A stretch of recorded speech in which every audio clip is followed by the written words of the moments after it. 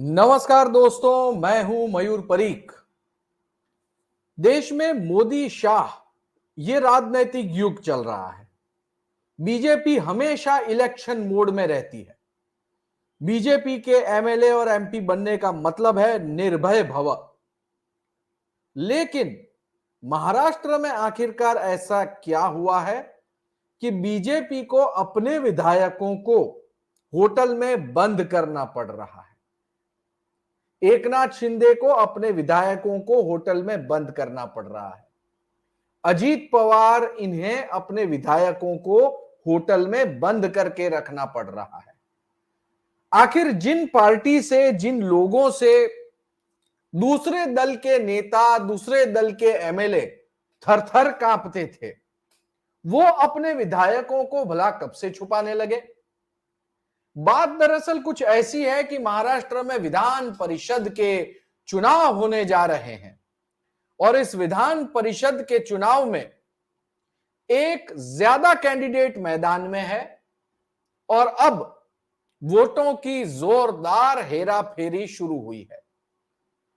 ऐसे में नाक कटने के डर से, क्रॉस वोटिंग न हो जाए इसके डर से तमाम पार्टियों ने अपने विधायकों को होटल के कमरों में बंद कर रखा है।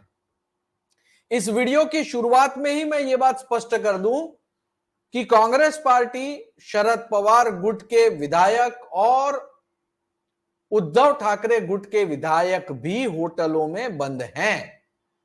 लेकिन मूल मुद्दल बात यह है कि जिनसे तमाम पार्टियां डरती हैं, उनके विधायकों को कब से होटल के पीछे रखने की नौबत आन पड़ी।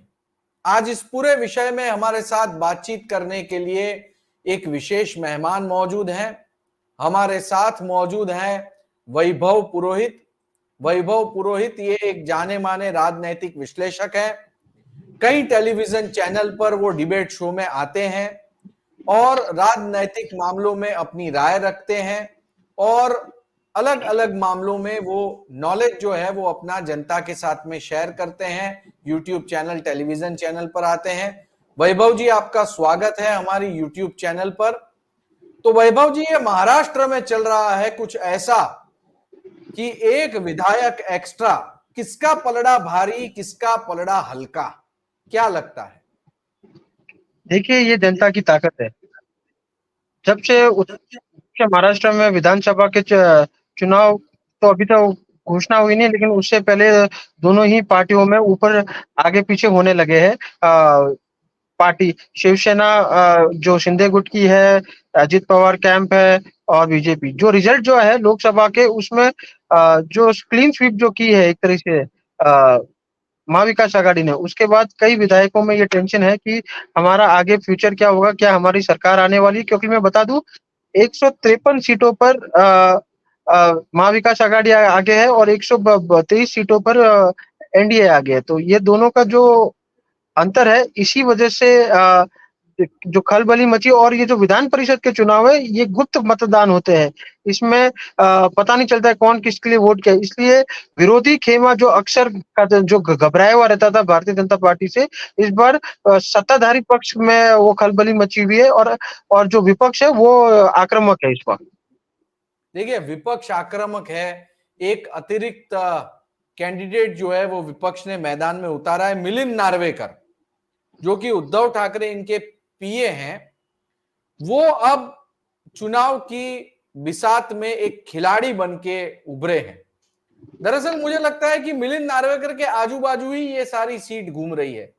मिलिंद नार्वेकर ये विधानसभा में, जो विधानसभा का सत्र चल रहा है इस समय, प्रसाद लाड से जाकर के मिले और इसके फोटोग्राफ भी कई जगह पर पब्लिश हुए। डर किसका होना चाहिए? आखिर बीजेपी का विधायक होने में डर किस बात का? क्या रीजन लगता है आपको? देखिए, बीजेपी का विधायक होने में इस वक्त डर नहीं है, लेकिन इस बार शिवसेना शिंदे गुट के का विधायक होना और एनसीपी अजित पवार के गुट का विधायक होना खतरे की घंटी है। तो जिस प्रकार से शरद पवार के गुट में जो परफॉर्मेंस दी थी लोकसभा में, और शिवसेना का जो प्रदर्शन था, इतनी पार्टी टूटने के बावजूद भी मजबूती से साथ ये खड़े थे। तो ये जो डर है, और मैं बता दूं मिलिंद नार्वेकर जो है, ये एक तरह के सभी पार्टियों में इनके अच्छे संपर्क है। ये कहीं पर भी किसी के साथ भी एक मधुर संबंध है। इनके एकनाथ शिंदे से भी अच्छे संबंध है, इनके देवेंद्र फडणवीस से भी अच्छे संबंध है, और कई विधायकों के साथ ही आते थे। क्योंकि जब उद्धव ठाकरे मुख्यमंत्री थे तो तो लोग कहते थे कि मिलिंद नार्वेकर से मिलिए, आपका काम हो जाएगा। तो मिलिंद नार्वेकर सभी विधायकों से परिचित है, उनका काम करने की तरीका अच्छा है, और शिवसेना ने ये मिलिंद नार्वेकर को उतार के विपक्ष को घेरने की ही एक साजिश रची है। और इसीलिए मुझे ऐसा लग रहा है कि विरोधी खेमा मतलब सत्ताधारी खेमा, उनमें इस बार ज्यादा चिंतित है मिलिंद नार्वेकर की वजह से। एक मुद्दा यह भी बनता है कि यह रणनीति वास्तविक रूप से बीजेपी की रणनीति हुआ करती थी। कभी भी किसी चीज को जो आसानी से चलती है उसे आसानी से खत्म मत होने दो।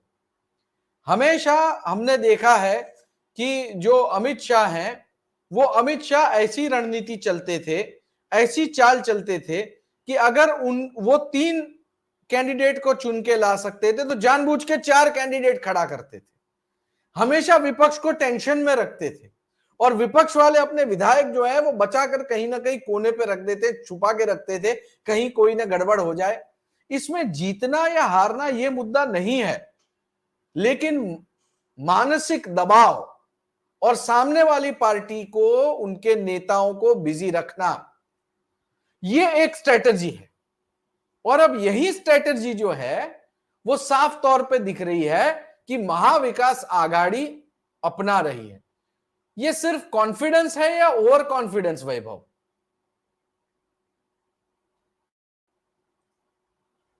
ये लोकसभा चुनाव के बाद विपक्ष में ये जो कॉन्फिडेंस आया है, यही दर्शाता है कि और सत्ताधारी दल को सबसे ज्यादा चिंतित है कि उन्होंने दो पार्टियां तोड़ने के बाद कई जगहों पे जो लोकल समीकरण है वो बदले से है। इस वजह से दोनों ही पार्टियां जिनकी जो टूट के सत्ताधारी बीजेपी के साथ गई है, तो उनके विधायकों को संभाल के रखना उनके लिए चिंता का सबक है, जबकि विपक्ष आराम से घूम रहा है। मैं आपको बता दूं, शरद पवार के गुट के जो जितने भी विधायक है, 12 से 13 विधायक जो भी उनके पास है, वो खुलकर घूम रहे हैं अपने घरों पे, अपने घरों पे है। और विपक्ष के जो सत्ताधारी, जो जिनके पास महाशक्तियां है, वो इस वक्त होटलों में कैद है। तो इससे आप अंदाजा लगा सकते हो कि आने वाले दिनों में महाराष्ट्र में किस प्रकार की राजनीति होने वाली है, और कहाँ आगे ये विधानसभा चुनाव के नतीजे तक इसी प्रकार सहमात का खेल चलता रहेगा। जी, बहुत बहुत शुक्रिया, आप इस शो में आए, हमसे बातचीत की। तो दोस्तों, भारतीय जनता पार्टी एक ऐसी पार्टी जिसके विधायक निर्भय बनकर घुमा करते थे। आलम कुछ ऐसा है कि अब वो होटलों में है और शरद पवार इनके विधायक खुलकर बाहर घूम रहे हैं।